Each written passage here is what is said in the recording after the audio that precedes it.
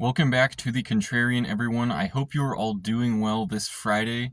I just wanted to make a weekly wrap-up sort of video, basically talking about all the major things that happened this week, especially focusing on gold and silver, because both of those commodities have really stayed in the limelight this last week, and I do think it's really worth touching on them quite a bit later in the video because I think they're at a very historic time period, to put it mildly. Now, touching on some first things during the week, of course, CPI and PPI came in on Wednesday and Thursday during the week.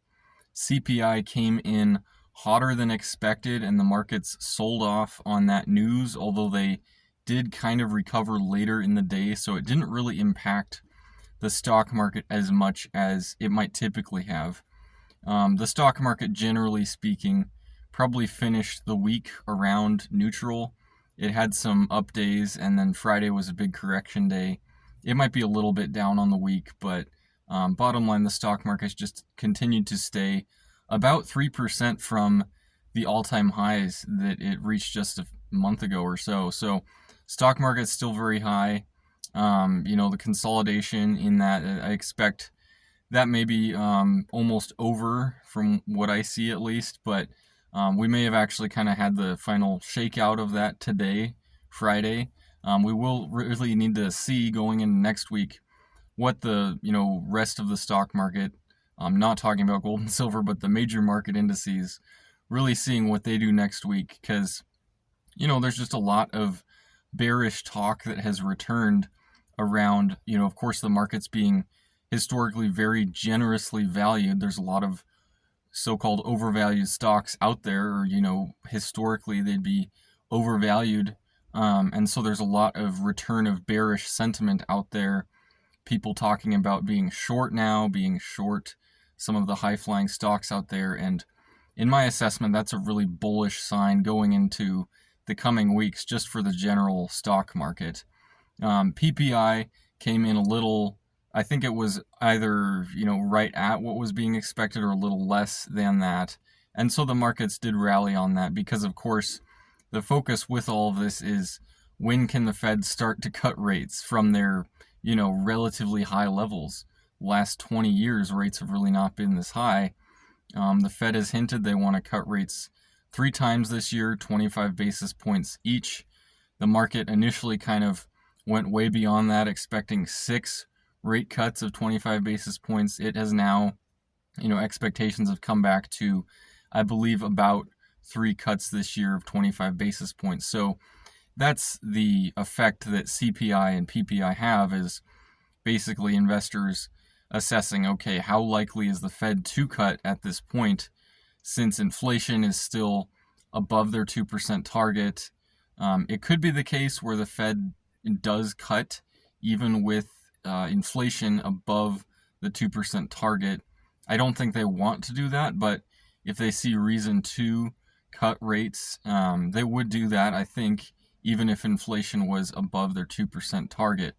And of course, inflation, it's a lagging indicator, so maybe the Fed is actually looking at some more current data and does decide to cut rates prior to it reaching their target. Now, really talking about the focus of the week, at least in my world, was gold and silver and the miners, of course, because there's a lot to talk about here. Gold, of course, continued to power higher in the last week. Today, Friday, it briefly reached almost $2,450, which, would have made it up about 2.5% on the day. Of course, it sold off heavily there, and I'll talk about why that's likely the case. And it closed around 2,350, which is about $100 lower than the high it reached in the day. So, gold, it's experiencing some volatility recently, which is not what it usually has, but that is to be expected, in my opinion, with where the bull market is. In the bull market, the next leg up, basically, for gold and silver, I do expect that kind of volatility to continue. So you could have some bigger up days, some bigger down days. Really why gold and silver sold off in the latter half of the day, in my opinion, is just all of the skepticism surrounding the rally that gold has had. Skepticism about, can this really continue? Why is gold rallying so much to begin with? And so I do think a lot of sell orders were filled right at that, 2450 or 2400 level. And that's why you really saw that rapid fall from there. And silver was even more so this case because silver almost touched $30 an ounce, which would have, had it up 4% or something for the day. So again, a lot more volatility than silver usually has. And then it also sold off, closing around 28, a little over $28 an ounce. So silver also a little bit down for the day, but also up big for the week, like gold. And, initially I was maybe thinking that gold and silver might have more pullbacks along the way in terms of their path to the, kind of top that I see later this year. But, so far we really have not had that many pullbacks of that significant size. We've had pullbacks of, 2 or 3% here and there, but really nothing like what I was expecting initially. Now, gold could always have a much more drawn out pullback. It could retest the 2100 area where it broke out from. Silver could retest the $26 an ounce area. It's actually not that far from there, so that might be a little more likely for silver, testing that breakout resistance, former resistance level, now kind of support on silver. I don't know how likely that is in my opinion. If it were to retest there, I think there would be presented again some good entries into some of the miners because they have really not participated as much in the rallies that gold and silver have seen. I really do expect that to change eventually. I don't know exactly when, but the miners pretty much always outperform the commodities to the upside. And I mean, not that the miners haven't outperformed, but it just has not been as robust as what they usually would.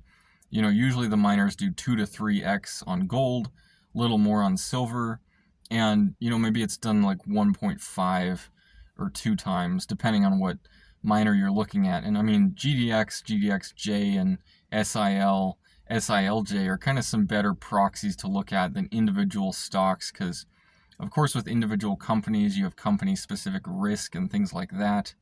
So I'm really playing it in the miners, mainly in the ETFs, also some junior exploration plays, and also some of the so-called high beta miners, kind of the more trading type of stock there, where on the upside they really outperform, on the downside they really underperform. So that's how I'm playing it myself in the mining complex. Also, just, a lot in the physical metal as well. So that definitely helps in terms of it's a lot harder to trade that. So you kind of, you have a longer term perspective with the physical metal.